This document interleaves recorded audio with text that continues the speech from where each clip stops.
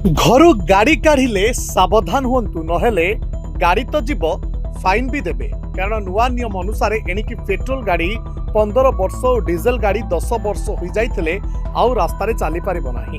कारण प्रदूषण रोकिबा पई पुराना गाड़ी चलाचल उपरे रोक लगाइछंती सरकार। आ नुआ नियम अनुसार जो माने पुराना गाड़ी नहीं रास्ता को बाहरिबे से माने फाइन देबे। एमिति नियम हेबा परे एबे चिंतारे गाड़ी चालक। दर्शक बंधु, दिल्ली रे लागू होइथिबा एही नुआ नियम अनुसार जो गाड़ी चालक रास्ता को पुराना गाड़ी नहीं बाहरिबे से माने फाइन देबे। कथा हैला साधारण भाव में गाड़ी चालक माने नियम न मानिले 500 किंबा 1000 टंका फाइन देउतबा देखा जाए। हेले एबे नुआ नियम अनुसार फाइन बाबद को 10,000 टंका देबाकू पड़िबो। तेणु एते बड़ आकार रे फाइन पड़िले गाड़ी चालक कौन करिवे से चिंतार एबे अधिकांश गाड़ी मालिक। नियम अनुसार 4 चकिया जान पाई 5,000 टंका फाइन लागिबो बोली जणा पड़िछि। ता सहित 2 चकिया पाई 10,000 टंका फाइन पड़िबो बोली सूचना मिलिछि।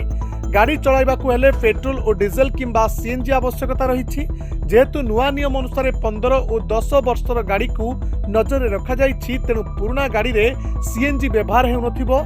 सेपटे दिल्ली रो पेट्रोल पंप रे पुलिस मुतयन हेबो बोली सूचना मिलिछि। अर्थात जो गाड़ी चालक माने पुराना गाड़ी नहीं पंप को जीवे सेमानक ठारू फाइन कटा जिवो।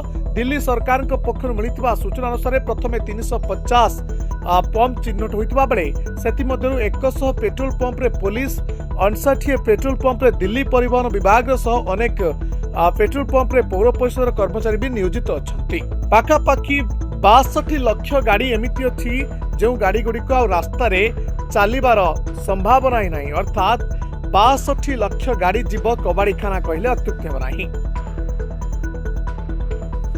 Report Dinalipi live.